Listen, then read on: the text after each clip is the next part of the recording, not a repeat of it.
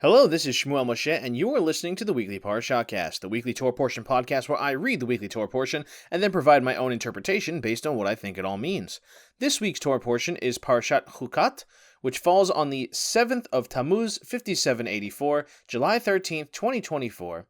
This portion translates to Statute and starts with chapter 19 of Bamidbar, the Book of Numbers, verse 1.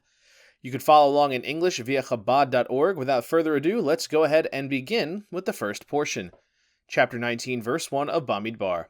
The Lord spoke to Moses and Aaron, saying, This is the statute of the Torah which the Lord had commanded, saying, Speak to the children of Israel, and have them take for you a perfectly red unblemished cow, upon which no yoke was laid. And you shall give it to Eleazar the Kohen, and he shall take it outside the camp, and slaughter it in his presence. Eleazar the Kohen shall take from its blood with its finger, and sprinkle it toward the front of the tent of the meeting 7 times. The cow shall then be burned in his presence, its hide, its flesh, its blood, with its dung he shall burn it. The Kohen shall take a piece of cedar wood, hyssop, and crimson wool, and cast them into the burning of the cow. The Kohen shall wash his garments and bathe his flesh in water, and then he may enter the camp, and the Kohen shall be unclean until evening. The one who burns it shall wash his clothes in water, and cleanse his body in water, and he shall be unclean until evening. A ritually clean person shall gather the cow's ashes, and place them outside the camp in a clean place, and it shall be as a keepsake for the congregation of the children of Israel for sprinkling water used for cleansing. The one who gathers the cow's ashes shall wash his clothes, and he shall be unclean until evening. It shall be an everlasting statute for the children of Israel and for the proselyte who resides in their midst. Anyone who touches the corpse of a human soul shall become unclean for 7 days. On the 3rd and 7th days he shall cleanse himself with it so that he can become clean. But if he does not sprinkle himself with it on the 3rd and 7th days, he shall not become clean. Whoever touches the corpse of a human soul which dies, and he does not cleanse himself, he has defiled the Mishkan of the Lord, and that soul shall be cut off from Israel. For the sprinkling water was not sprinkled on him. So he remains unclean, and his uncleanness remains upon him. This is the law. If a man dies in a tent, anyone entering the tent and anything in the tent shall be unclean for 7 days. Any open vessel which has no seal fastened around it becomes unclean. Anyone who touches one slain by the sword, or a corpse, or a human bone, or a grave in an open field, he shall be unclean for 7 days. They shall take for that unclean person from the ashes of the burnt purification offering, and it shall be placed in a vessel filled with spring water. Alright, so that's the end of the first portion. This one is definitely a little complicated. This has to do with purification. So Moses and Aaron are told to take a red, unblemished cow. Some have heard the phrase a red heifer, right? And no yoke was laid, so it was never put into service. It's just a fresh cow. Perfect red cow. Eleazar the Kohen, Aaron's son, will take it and slaughter it. He's going to dip with the blood in his finger. He's going to sprinkle it toward the tent of meeting 7 times. Burn the cow, its hide, flesh, blood, and its dung. It's just going to completely burn this thing. Then he's going to wash his garments and bathe himself in water, right? So he's going to clean himself this way. And then the one who does the burning will also have to do the same thing to be clean, and they both will be unclean until evening.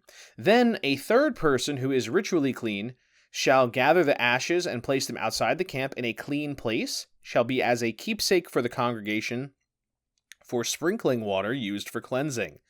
So this seems to be a sort of way to kind of set up, by doing this, now the cleansing water can be done, or this is what makes the cleansing water possible to purify people.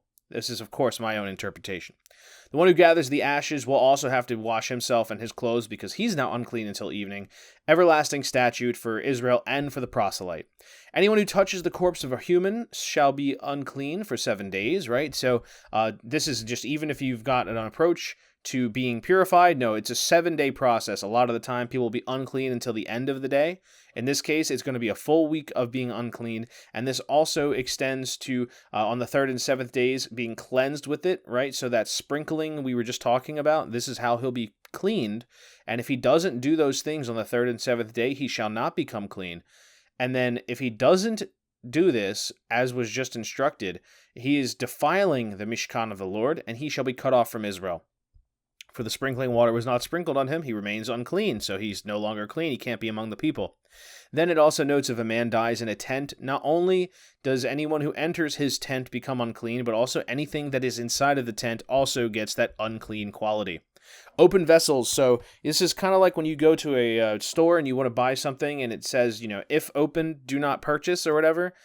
So you'll check and the seal is broken. Same deal here. If it's not sealed like it was supposed to be, it is now deemed unclean even if nothing happened to it.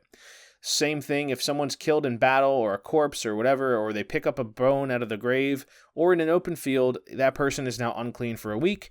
And then they shall take for that person the ashes of the burnt purification offering, right? Placed in a vessel with spring water. So again, we kind of get the full circle on that whole burning of the heifer thing. Now on to the second portion, chapter 19, verse 18. A richly clean person shall take the hyssop and dip it into the water and sprinkle it on the tent, on all the vessels, and on the people who are in it, and on anyone who touched the bone, the slain person, the corpse, or the grave. The ritually clean person shall sprinkle on the unclean person on the third day, and on the seventh day he shall cleanse him on the seventh day, and he shall wash his clothes and bathe in water, and he shall become ritually clean in the evening.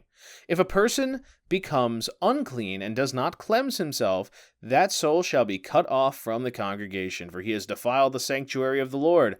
The sprinkling waters were not sprinkled upon him. He is unclean. This shall be for them as a perpetual statute, and the one who sprinkles the sprinkling water shall wash his clothes, and one who touches the sprinkling water shall be unclean until evening. Whatever the unclean one touches shall become unclean, and anyone touching him shall be unclean until evening.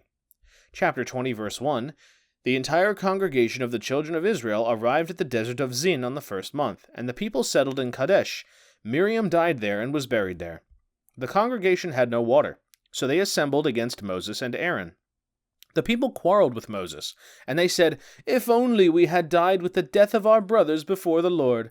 Why have you brought the congregation of the Lord to this desert so that we and our livestock should die there? Why have you taken us out of Egypt to bring us to this evil place? It is not a place for seeds, or for fig trees, grapevines, or pomegranate trees, and there is no water to drink. Moses and Aaron moved away from the assembly to the entrance of the tent of meeting, and they fell on their faces. Then the glory of the Lord appeared to them. All right, so that's the end of the second portion. Two pieces here. So the first half is talking more about the purification process, right? So what to do for the person who was made impure by coming into contact with a piece of a dead person. Then we've also got how the actual process is done. So the sprinkling on the third and seventh day. And then, as always, it's just said before, if he doesn't do it, then he's going to end up remaining unclean, and he's going to be cut off from the people. And the way this is described, it's always talking about his soul being cut off, but I mean, it really seems just like this is exile. You're just exiled to the wastes, so it's certainly not something you'd want when you're supposed to be part of a whole nation. Now, with that said, once we've got this all taken care of, whatever the unclean one touches also becomes unclean. Anything touching him shall be unclean till evening, anyone touching him. On to chapter 20, we now get to a story, the continued narrative. So here they are, the congregation gets to the desert of Zin, right? And then they settle in Kadesh, and that's where Moses' sister dies, so she's buried there. Now, they have no water, so they complain to Moses and Aaron, and once again do their same old, oh, if only we had died, oh, why'd you bring us here, oh, you're just the worst. And they all complain about the desert, you can't grow anything, it doesn't sustain life, it's just terrible. There's nothing great here compared to what they should have had they only gotten what they were promised, but didn't throw away. So Moses and Aaron, they are now overtaken by this, and they go and they just collapse as always before the Lord. They when it says they fell on their faces, like think of it like a person just bowing their head to the ground, that kind of deal. It's a very, very humble position of just submission or shame. Now on to the third portion, chapter 20, verse 7 of Bamidbar. The Lord spoke to Moses, saying, Take the staff and assemble the congregation, you and your brother Aaron, and speak to the rock in their presence, so that it will give forth its water. You shall bring forth water for them from the rock, and give the congregation and their livestock to drink. Moses took the staff from before the Lord as he had commanded him. Moses and Aaron assembled the congregation in front of the rock, and he said to them, Now listen, you rebels! Can we draw water for you from this rock? Moses raised his hand and struck the rock with his staff twice, when an abundance of water gushed forth, and the congregation and their livestock drank. The Lord said to Moses and Aaron, Since you did not have faith in me to sanctify me in the eyes of the children of Israel, therefore you shall not bring this assembly to the land which I have given them. These are the waters of dispute, Me Meribah, where the children of Israel contended with the Lord, and he was sanctified through them. All right, so there we have it, the end of the third portion. So here's what happens here. They go to God as always. They lay on their faces, and God tells them, take your staff and go speak to the rock before the congregation, and they will see this miracle basically happen. That's what he's really telling them. You're going to make this happen by talking to the rock. So Moses, he takes his staff, and instead of doing exactly as God said, instead he's got a very defiant attitude, as if he's just so had enough of these people. They've pushed him to a point. He just says, now listen, you rebels, can we draw water for you from this rock? Like, is it within our power to do this? And so just out of anger and frustration is most likely the case, he smacks the rock twice, and behold, the water pours out. Now, this, of course, does result in the water, but he was told not to do that. He was told to talk to it, and he did not talk to it. He hid it. So in response to this, God punishes him, punishes both of them. He tells them they will not make it into the land which had been given to the people. So now these two are also condemned to die in the desert. And it's very interesting because, it's curious, like, why did Moses and Aaron both get punished for this? And I've heard a really great explanation that it says a point that Moses did it twice. So if, let's say Moses knew he was going to rebel, he says, have at it, and he smacks the rock. So when that happens, Aaron just seems to stand there, right? It doesn't say Aaron did anything. So he smacks it twice. So basically, after the first swing, Aaron had a moment to say, brother, what are you doing? You can't do that. But because he failed to do so, and he was the Kohen Gadol himself, this is just a big failure on both of their parts to honor God. And so the water is brought forth, and the Lord is sanctified through everything there. Right? These are the waters of dispute. The Lord was sanctified through the water because this is where these people spoke out against him, and this is where he did the miracle, but unfortunately now it comes at a heavy price to Moses and Aaron. On to the fourth portion, chapter 20, verse 14. Moses sent messengers from Kadesh to the king of Edom. So says your brother Israel, you know of all the hardship that has befallen us. Our fathers went down to Egypt, and we sojourned in Egypt for a long time. And the Egyptians mistreated us and our forefathers. We cried out to the Lord, and he heard our voice. He sent an angel, and he took us out of Egypt, and now we are in Kadesh, a city on the edge of your border. Please, let us pass through your land. We will not pass through fields or vineyards, nor will we drink well water. We will walk along the king's road, and we will turn neither to the right nor to the left until we have passed through your territory. Edom replied to him, You shall not pass through me, lest I go out towards you with the sword. The children of Israel said to him, We will keep to the highway, and if we drink your water, either I or my cattle, we will pay its price. It is really nothing. I will pass through on foot. But he said, You shall not pass through. And Edom came out toward them with a vast force and with a strong hand. Edom refused to allow Israel to cross through its territory, so Israel turned away from him. So here we have the end of the fourth portion. The Edomites are there, and Moses is requesting on behalf of the people, please allow us to pass through your lands. The king Kadesh of Edom does not grant this request, even though they say, we won't take anything, we're going to pass just through the road, anything that we do, even if you've already said no, if we do anything, we'll pay for it, it's really no problem. But he refuses them, and then they even come out and are showing a force that we're going to attack, so they end up turning away. Now on to the fifth portion. Chapter 20, verse 22 of Bamidbar. They traveled from Kadesh, and the entire congregation of the children of Israel arrived at Mount Hor. The Lord said to Moses and Aaron at Mount Hor, on the border of the land of Edom, saying, Aaron shall be gathered to his people, for he shall not come to the land which I have given to the children of Israel, because you defied my words at the waters of dispute, Me Meribah. Take Aaron and Eleazar his son, and ascend Mount Hor. Strip Aaron of his garments, and dress Eleazar his son with them. Then Aaron shall be gathered into his people, and die there. Moses did as the Lord commanded him. They ascended Mount Hor in the presence of the entire congregation. Moses then stripped Aaron of his garments, and dressed Eleazar his son in them. and Aaron died there on top of the mountain. Then Moses and Eleazar descended from the mountain.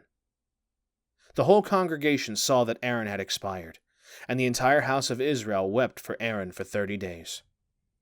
Chapter 21, verse 1. The Canaanite king of Arad, who lived in the south, heard that Israel had come by the route of the spies, and he waged war against Israel and took from them a captive. Israel made a vow to the Lord and said, "If you deliver this people into my hand, I shall consecrate their cities." The Lord heard Israel's voice and delivered the Canaanites. He destroyed them and consecrated their cities, and he called the place Hormah. They journeyed from Mount Hor, by the way of the Red Sea, to circle the land of Edom, and the people became disheartened because of the way. The people spoke against God and against Moses. "Why have you brought us out of Egypt to die in this desert? For there is no bread and no water, and we are disgusted with this rotten bread." The Lord sent against the people the venomous snakes, and they bit the people, and many a people of Israel died. The people came to Moses and said, "We have sinned, for we have spoken against the Lord and against you. Pray to the Lord that he remove the snakes from us." So Moses prayed on behalf of the people. The Lord said to Moses, "Make yourself a serpent and put it on a pole, and let whoever is bitten look at it and live." Moses made a copper snake and put it on a pole, and whenever a snake bit a man, he would gaze upon the copper snake and live. All right, there's the end of the 5th portion. So here we see that they travel to Mount Hor, and unfortunately for Aaron, this is the end of the road. And God even says, the reason is because of what you did and failed to do for me at the waters. So now he goes up with Eleazar and Moses, and they basically do right then and there, "Aaron, farewell, my brother. Your son is now your successor. We're going to actually take your holy garments and move them onto your son, and we're going to leave you here on the mountain, where you shall be laid to rest." And so Moses and Aaron go up. The brothers bid their final greeting to each other, I suppose. They say farewell, and Aaron is gone, returning only with Eleazar. Moses is there with the people, and everybody weeps for 30 days. They mourn him. Now, beyond that, we see the Canaanite king of Arad. Basically, he sees how they've managed to move around, and he says, well, we're going to take these folks.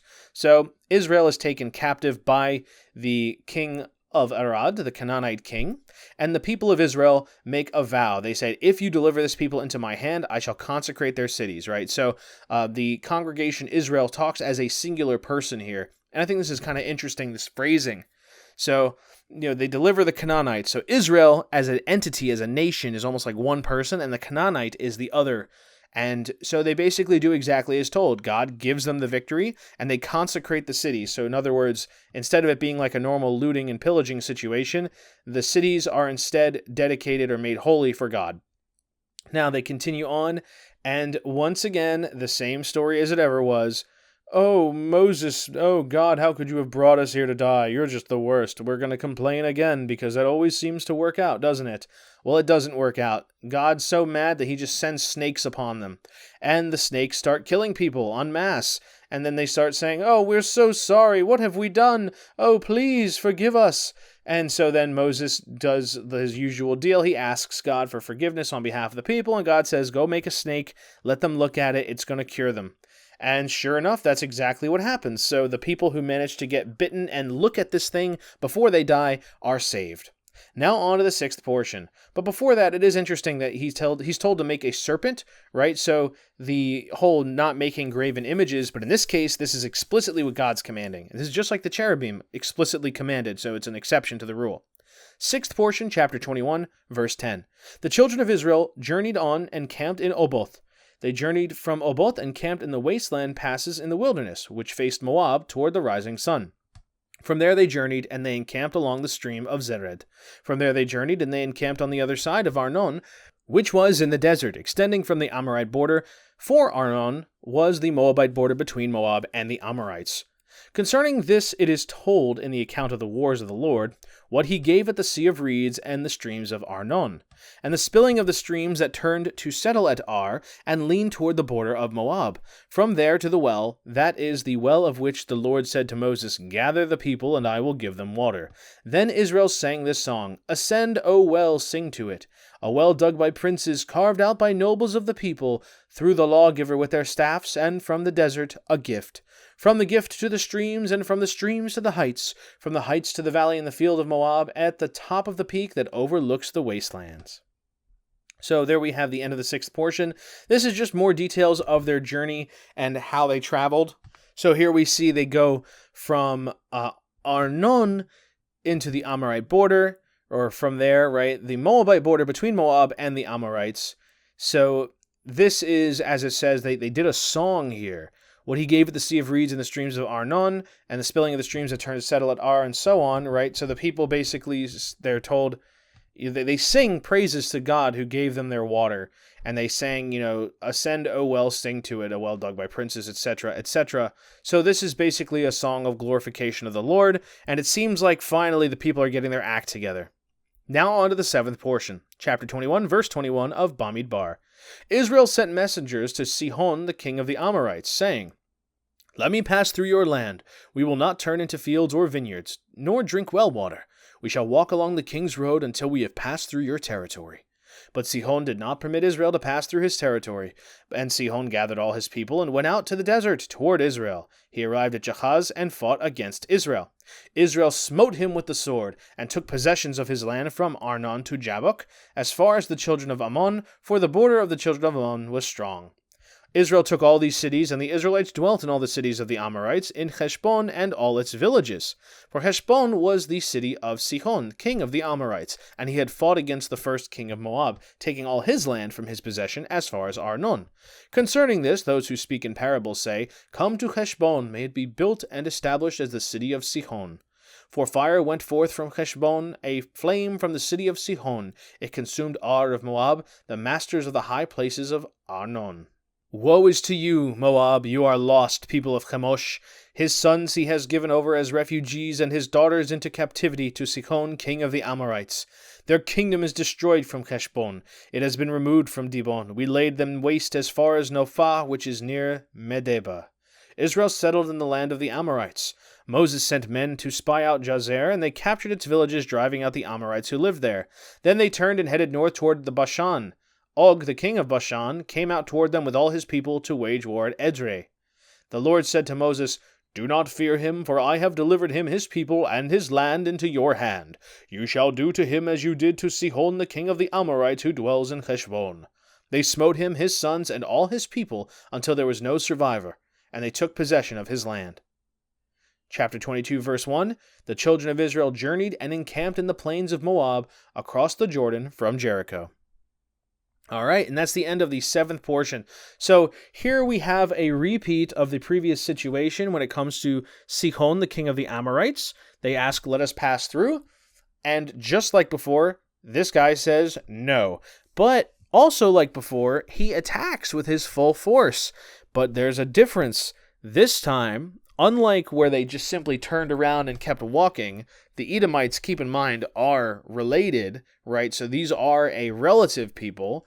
The people of the Amorites are not so, which I think is the real significance here. So, of course, when the Amorites attack, Sihon and his people fail, and they are conquered by the Israelites in their counterattack.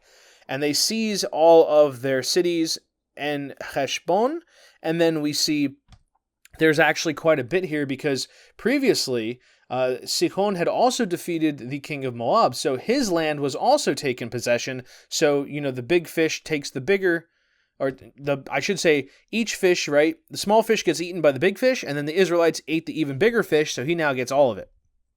So that's where things go. Fire went forth from Heshbon, a flame from the city of Sihon. It consumed Ar of Moab, the masters of the high places of Arnon. So, woe is to you, Moab, you are lost. So here we have all these things. Sihon, basically, this was like their great proclamation of their victory, only for Sihon to later be defeated as well. Then they do the same thing with Og of Bashan. His people are defeated as well. And God even tells them outright, don't be afraid of Og and his people. I'm delivering them to you to win. So good luck. With that, they completely win, and they slaughter them all, take possession of the land, and now we wrap up with them journeying and encamping in the plains of Moab across the Jordan from Jericho. So here they are at the location across the river, the Jordan River, from where Jericho is on the other side. And they've had a very, very successful generation of conquest, we could definitely say. With that brings us to the end of this week's portion. Thank you for listening. It's very interesting to see this is such a decisive moment. First off, it's just never ending with these people. They're always complaining, and it always goes badly for them, but they just don't learn. And unfortunately for Moses and Aaron, they now join the band of folks who will not be crossing into the Holy Land for their sins. So Moses did something wrong, but he did it in a way that Aaron could have tried to intercede, and because he did nothing, this is ultimately Aaron's undoing, and it's not the first time. Keep in mind, this is not the first time Aaron has just sort of set back and let someone else do or command him to do something that he shouldn't have done. With the golden calf, it was the same situation. They demanded that Aaron do it, so he did. Instead of him saying no and refusing, he did it, even if he didn't agree with it, he still did the job. So this is his character flaw. He's often willing to stand idly by, capitulate, things like that. Even if he doesn't necessarily want to do something, he fails to have the necessary conviction to step up and do the right thing. Moses says goodbye to his brother because of it. It's just he's going to die. And now we see also more of Moses' successful leadership of Israel as a fighting force. You know, it's also interesting, unlike with the instance of Og of Bashan, where it specifically says that the Lord told him, I'm delivering them to you, the previous conflicts we have, when they're captured by the Canaanites, they win by praying to they make a deal with God saying, deliver us and we'll give you the cities in sanctification or consecration.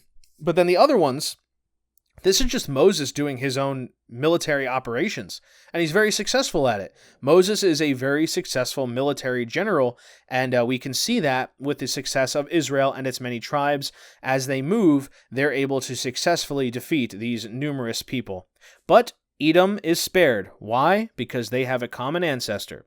So, with that said, that's the end for this week of Parashat Chukat. Thank you for listening. As always, I hope you found it educational. I certainly did, and I hope you'll tune in next time. Until then, this has been Shmuel Moshe with the Weekly Parashahcast saying, Baruch Hashem.